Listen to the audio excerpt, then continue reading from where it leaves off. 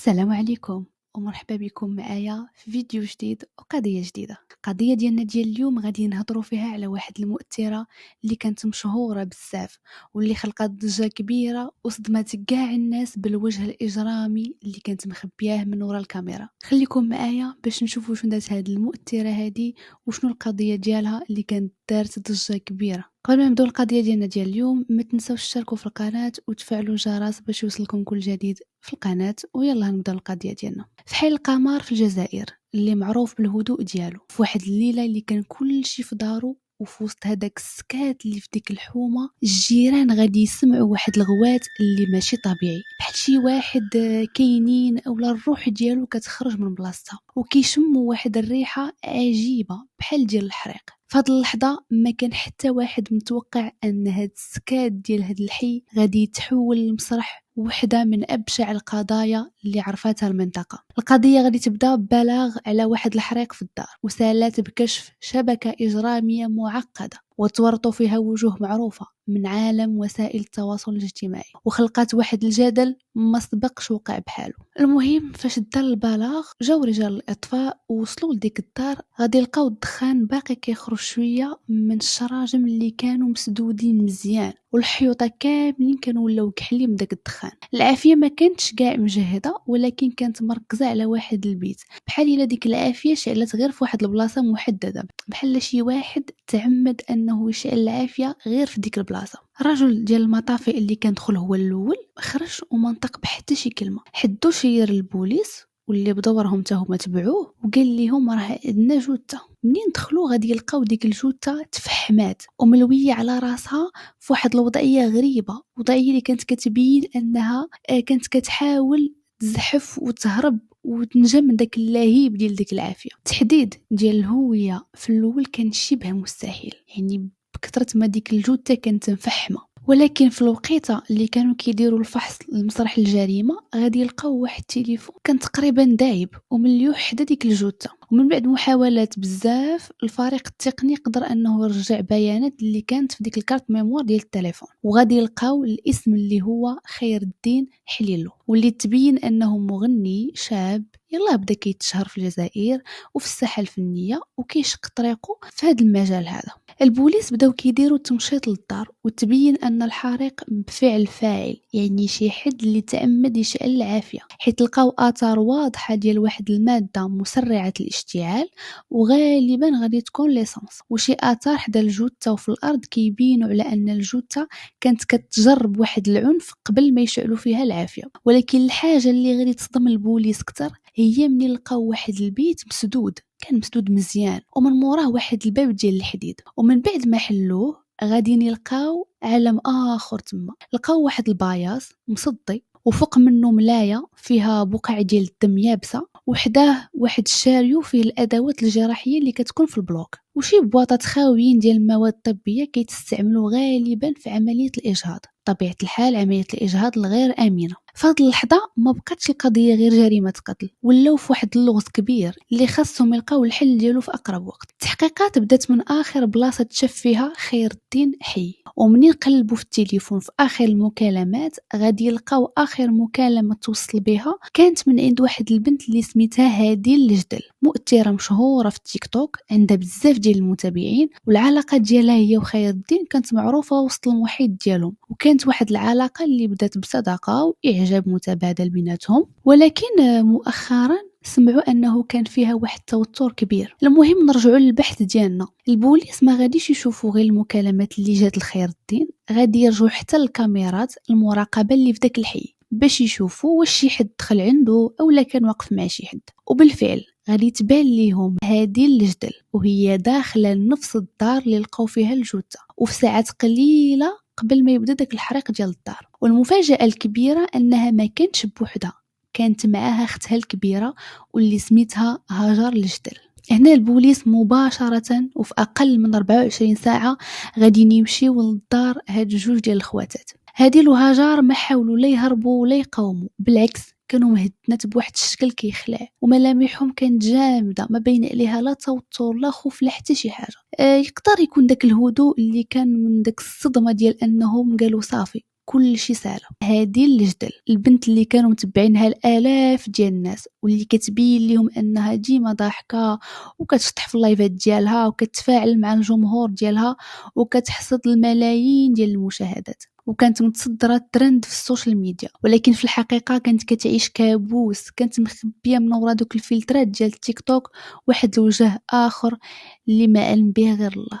منين جلسوا البوليس قدامها بدات القصه الحقيقيه كتبان، واجهوها بالأدلة الأولية، المكالمات والميساج بينها وبين خير الدين اللي كانوا فيهم تهديدات غير مباشرة، ولكن فيها تلميحات كتبين على أنه عنده شي حاجة يقدر يفضحها بها أو لا شي فيديوهات يقدر ينشرهم إلا ما دارتش ليه داكشي اللي بغا. في هاد اللحظة هادي اللي بدات كتبكي وكتمتم وهي كتعاود اعترفت أن العلاقة بينها وبين خير الدين فاتت حدود الصداقة، وفي وسط هاد العلاقة الحميمية هو صور فيديوهات خاصة بزاف، شي وحدين صورهم بلا خبرها ووحدين آخرين كانوا في لحظات اللي ما كانتش واعية بالخطر الكبير اللي يقدر يسببوا لها هادشي. ما جاش في بالها باللي شي نهار يقدر هذا الراجل يستعمل أضعف لحظاتها معاه كسلاح باش يبتسها. خير الدين بدا كيستعمل هاد الفيديوهات باش يبقى يهددها ويسيطر عليها وما يخليهاش تسالي العلاقة معاه. كل ما كانت كتحاول تبعد عليه كان كيجاوبها بتهديد وكيقول لها ما تنسيش شنو عندي وانتي عارفه شنو نقدر ندير. هذه اللي ولات عايشه في الرعب، ولات خايفه يفضحها ويدمر ليها حياتها ويشوهها مع كاع الناس اللي كيعرفوها، ولكن في نفس الوقت ما قدرت تقول حتى شي حاجه لشي حد وبقات كتبين قدام الكاميرا انها ضاحكه وناشطه، ولكن من الداخل كان قتلها الخوف. حتى جا النهار اللي ما قداتش مازال هادي تصبر لهذا الشيء اللي كيدير معاه خير الدين وحست براسها قربت تنفجر، وهنا التجأت للشخص الوحيد اللي ظنت انه يقدر يفهمها واللي هو اختها الكبيره هاجر. هاجر كانت عكس هاديل، كانت عايشه حياتها بعيده على الاضواء وكانت خدامه في رمليه في واحد العياده من بعد ما جراو عليها بسبب مخالفه مهنيه. المهم منين سمعت هاجر القصه ديال اختها ما بينت لها لا تعاطف لا دموع لا حتى شي حاجه، كل برود شافت فيها وسولاتها قالت لها واش انت دابا كتحسي باللي غادي يوقف هذا الشيء؟ هذه اللي بقات غير كتشوف فيها والجواب كان باين من عينيها. من ديك اللحظه التفكير ديالهم تبدل من كيفاش ينجاو من الفضيحه لكيفاش يتهناو من مصدر التهديد نهائيا، والحل ما كانش قانوني ولكن كان حل نهائي بالنسبه لهم. هاجر اعترفت بكل هدوء وقالت لهم انها هي اللي دارت الخطه واقترحت يستعملوا الدار اللي في حي القمر كمسرح للجريمه. كانت بلاصه مزيانه بالنسبه لهم ما عارفه حتى شي واحد، والاهم من هذا الشيء هو ان الدار كانت هي نفسها اللي كتستعملها هاجر كعياده سريه للاجهاض، وهذا السر حتى هذه ما كانتش عارفه. اللي وقع هو ان في ليله الجريمه هذه صيفطت ميساج لخير الدين قالت ليه اجي نتصالحوا ونساليو هاد الصراع اللي بيناتنا ونجلسوا انا وياك واحد شويه ومريضنا ما عنده باس صافي ما وقع والو. وخير الدين بطبيعه الحال غادي يوافق دغيا. في ديك الليله غادي يدخل هو للدار وهو ما عارفش ان هذه اخر خطوه غادي يديرها في حياته. منين دخل هنا هذه ما عطلاتوش مباشره نزلت عليه بواحد العصيه ديال الحديد على راسه كانت موجداها من قبل. السيد ديك الساعه طاح للارض ولكن ما غيبش بمره، غير هو تضرب وما كانش قد يقاوم. فهاد اللحظه غادي تخرج هاجر من واحد البيت هزه في يديها واحد البيدو ديال ليسونس وبلا ما تردد كباتو على خير الدين اللي كان مجبد في الارض ومن بعد شعلات فيه العافيه. هذه في اعترافاتها قالت انها ما كانتش كتظن ان الغوات ديال خير الدين يكون بهاد القوه ويسمعوه كاع الجيران، يعني ان خير الدين كان حي وهو كيشوف راسو كيتحرق وبداك الحر غوت واحد الغوات اللي فيق كاع الناس. البوليس دابا دازوا لداك الشيء اللي لقاو في داك البيت اللي كانت كدار فيها عمليه الاجهاض. كانوا لقاو حتى واحد الصندوق اللي فيه روجسترات مكتوب فيهم سميات ديال العيالات والتواريخ والنماري ديال التليفون والمبلغ اللي خلصت كل وحده فيهم. يعني داك الروجسترات لقاو مثلا سميه وحدها نمره ديال التليفون وتاريخ فاش دارت الاجهاض والمبلغ اللي خلصات. وزادوا البوليس لقاو عينات ديال الدم في واحد القريعات اللي ما كانوش مطابقين للجينات ديال خير الدين. منين واجهوا هاجر بهاد الادله اعترفت بكل شيء بلا ما تنكر حتى شي حاجه.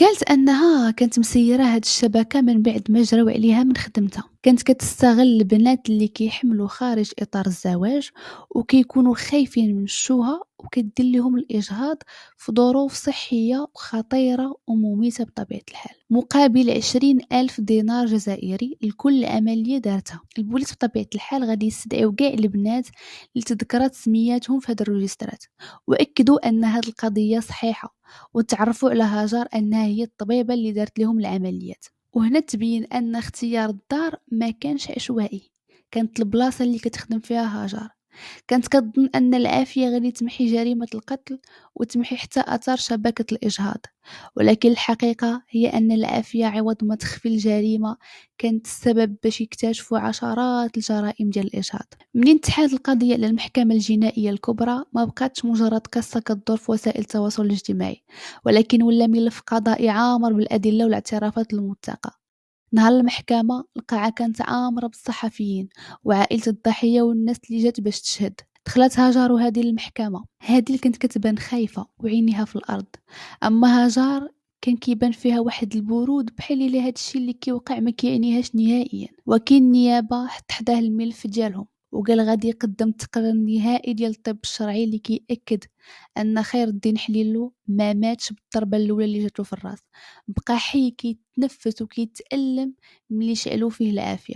يعني كانت عملية احتراق بطيئة. بطبيعة الحال النيابة موقفتش هنا، دازت للملف الثاني اللي هو ملف ديال شبكة الإجهاض اللي كانت مسيرها هاجر. من بعد جلسات بقات الأيام جات لحظة النطق بالحكم. حكمت المحكمة حضوريا أولا على معاقبة المتهمة هادي الجدل بالإعدام، وثانيا بمعاقبة المتهمة هاجر الجدل بالإعدام، أي أنهم بجوج بهم تحكموا بالإعدام البشاعة ديال الجريمة اللي داروا بجوج. في هاد اللحظة منين تسمع الحكم هادي طاحت الأرض كتبكي ومنهارة، بينما هاجر اختها اللي بقات واقفة بكل برود بحال داك الحكم ما كيعنيهاش، هي بحال ما كيطرف عليها كاع. يعني سيدة بقات واقفة بحال ما وقع حتى شي حاجة، بحال الأمر ما كيعنيهاش نهائيا. هكا سالت هاد القضية ديالنا ديال اليوم اللي جبدات أسرار وخبايا وقضية أخرى ما كان حتى شي حد عارف عليها شي حاجة، لأنه ما كان حتى حد عارف اش كيوقع في ديك الدار. فالله يرحم خير الدين ويصبر العائلة ديالو.